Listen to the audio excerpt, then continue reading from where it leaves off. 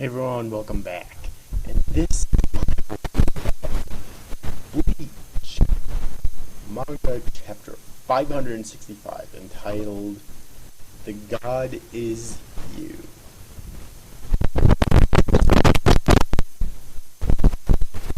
A pretty good chapter because it basically gave the backstory of Juhabak. Now, I know there might be some backstory later on in the future. In fact, I do kind of hope that Kubo does elaborate on it from the future for Juhabak, I have to admit. So, essentially, we don't really know Juhabak's or if he can just appear somewhere or what. We don't really know that yet. But what we do know is that when he was in, he was blind and he was dead. He didn't move at all. Okay, he couldn't feel anything or anything like that. Of unknown origins, where when people touched him, he was able to break broken bones or muscles, he could fix broken bones or muscles. He could cure diseases and diseases that supposedly have no cures and everything. And he was basically seen as the Jesus Christ figure of that time. In essence, because of the many fucking miracles that he undertook. Okay. Or whatever, okay. So that's the basic gist of it. So that's Juhabak's childhood. And we also learn in this chapter that whenever he recruits a new Quincy, he drink his blood, similar to how he did with Uryu. And by doing this, he basically gives them their letter, sends them with a letter, and that letter has to do with their power. So that's how they achieve their power.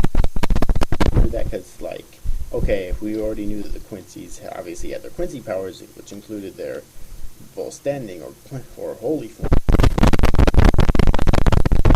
they got their additional powers. Well, now we know. They basically came from Juhabak. Now, does this mean that Juhabak had... Because if so, then I'll explain exactly why this makes him an extremely overpowered motherfucker. We learn that once a Quincy dies, that power goes back to he gets an additional power boost. Okay, so if that's the case, if the way I'm thinking of it is true, when all the Quincy's die,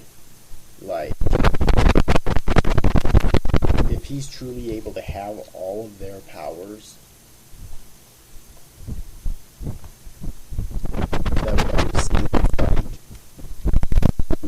how would you fucking stop, motherfucker? Alright. However, and we get a scene in this chapter with Hashwalt talking to Uryu, and basically Hashwalt's on top of this shit. He basically explains that he knows very well that Uryu probably wants to avenge his mother. Alright, probably, he says. So, sorry about that. Because every single Quincy that drinks Juhabak's blood are bound to him, meaning they can't kill him, and they're all doomed to die eventually anyways, whether it's by Juhabak's hands or whether the enemy kills them. Alright, so basically, by Uryu drinking Juhabak's blood, and he was extremely surprised when he heard that, but all I'm thinking is, what the fuck did he expect? I mean, you fucking drink the blood of this enemy of yours. What the fuck did you expect would happen? So yeah, I don't know. I mean, I thought that was done way.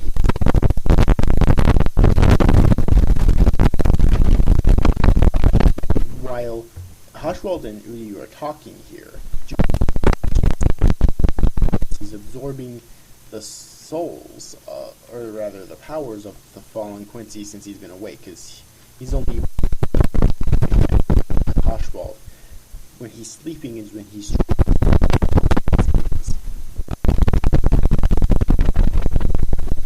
exactly know what that means, but whatever. Apparently when he's sleeping is when he's truly the father of the Quincy's, and that's when he absorbs on Quincy's. And, you know, he asked if James was dead, which I'm guessing kind of means, people saying, you know, he asked if James was dead because James was the true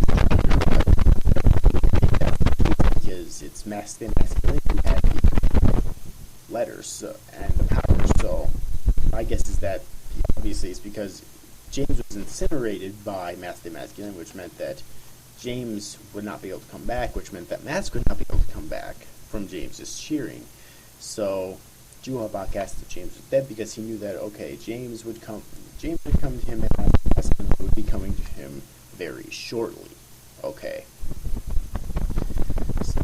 So that was also very interesting, and that pretty much sums up what happened in this chapter.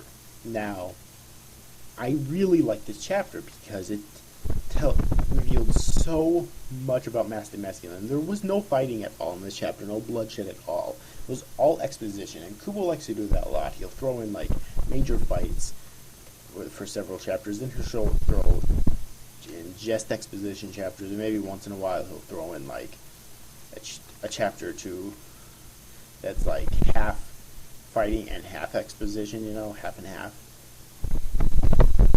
So this chapter was all exposition, and it was done so well. I want to learn more about Juhabak. Like I said before, there's still more to learn about Juhabak. We haven't learned about him yet. At least I hope. Yeah, you know, obviously, I really hope so. But it just makes you wonder exactly how powerful Juhabak's going to be during the final battle, because it's like, we already knew that he had his then standard Quincy powers, which includes his full standing or his holy form, plus and we all know how overpowered that is. Plus this, now I don't know if this absorbing ability is actually the ability of his letter A. I mean, if it is, then okay, that's incredibly powerful. That would make him incredibly powerful if he gets all of the abilities of the fallen Quincy's and can use them in battle whenever he wants to. Okay, but in addition to that, if it's not, then he still has that ability. So it's like he'll be so fucking overpowered during the final battle. That, well, provided he's the final battle, but he'll be so fucking overpowered during his final battle, you know. Like, when they actually fight him and defeat him, he'll be so fucking overpowered. That's just crazy. So, yeah, but anyways, that pretty much does it for this review, though. Once again, very good chapter. I can't wait for next week's chapter. So, yes. But anyways, overall, I hope you enjoyed this review, guys. See you guys. Thanks for watching. Bye-bye.